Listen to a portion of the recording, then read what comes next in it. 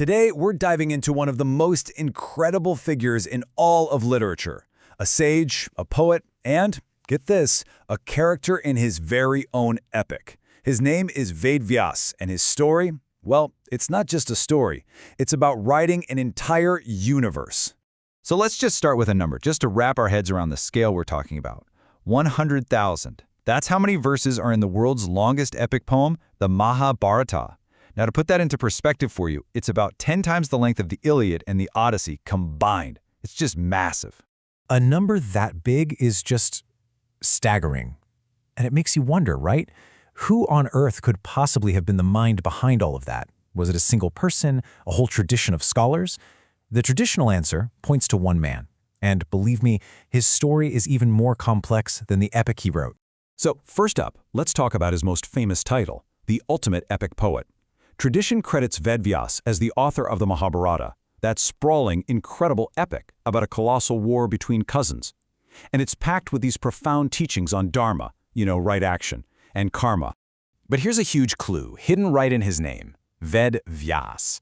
The name Vyasa literally means the one who arranges or compiles. And that name points to a role that was, you could argue, even more significant than just being a poet. And this is what takes us from Vyas, the author, to Vyas, the great knowledge organizer. We're talking about a figure who didn't just write scripture, he actually shaped its very structure. Okay, try to picture this. Before Vyas came along, the Vedas, the most sacred texts in Hinduism, were basically one single enormous collection of hymns, rituals, and philosophy. It was all there, all powerful, but it was kind of like a chaotic library, which made it incredibly difficult to study and, more importantly, to preserve. So Vyas took on this colossal task. He wasn't writing new stuff. He became the ultimate editor. He took this vast ocean of knowledge and organized it, dividing that single Veda into 4 distinct parts, each one with its own clear purpose. But he knew that just organizing it wasn't enough. I mean, how do you make sure this knowledge actually survives for generations? Well, he had a plan.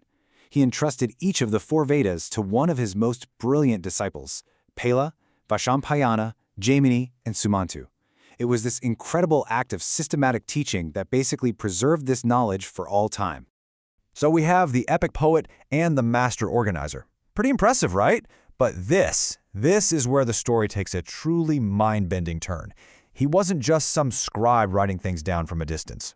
See, in his own epic, the Mahabharata, his role was so much bigger than just author. In fact, you could argue he's one of its most pivotal characters. It really boils down to this one incredible fact. He didn't just write the story, he was in it. He literally shows up throughout the epic, offering advice, making prophecies, and directly influencing the events he's supposed to be impartially recording. And his connection isn't just some casual cameo, it's foundational. He is the biological grandfather to the leaders of both of the warring clans, the Pandavas and the Kauravas. He fathered the kings Dhritarashtra and Pandu, whose sons would later fight the Great War. So he isn't just a narrator, he is the literal ancestor of the entire conflict. But his literary legacy doesn't stop there. Not even close.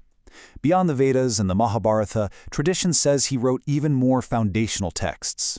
He is also considered the author of the 18 major Puranas, these huge collections of stories about gods, goddesses, and the creation of the cosmos. And on top of that, he's credited with the Brahma Sutras, a dense, deeply philosophical text that is an absolute cornerstone of Vedanta philosophy. So when you put all of this incredible work together, arranging the Vedas, writing epics, Puranas, philosophy, it elevates him beyond just a sage or an author. It gives him this profound spiritual status in Hindu tradition. In fact, he's considered immortal in 2 different ways. He's known as a Chiranjeevi, which is one of 7 beings in Hinduism believed to still be alive on Earth today, and, as if that's not enough, he's also considered an avatar, a direct incarnation of the god Vishnu, whose whole job is to preserve cosmic order and knowledge. And this reverence isn't just ancient history locked away in some old book. His legacy is celebrated every single year. The festival of Guru Purnima, which is a day dedicated to honoring your teachers and spiritual guides, is traditionally celebrated on his birthday.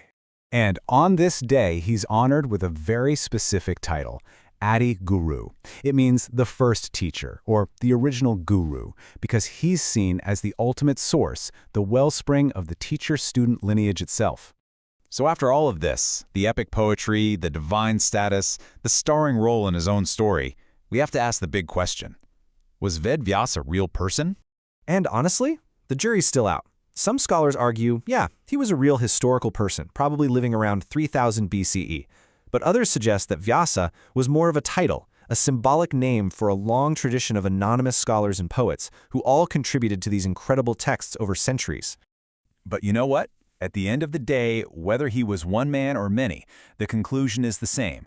The influence of Vyas, or the tradition he represents, on philosophy, literature, and ethics is absolutely undeniable. It's immense. So, was he a man? A myth? Maybe that's not even the most important question. Maybe the real question is the one we're left with. What can we learn from the timeless wisdom that was organized, preserved, and passed down under his name? Now that is a legacy that goes way beyond any historical debate.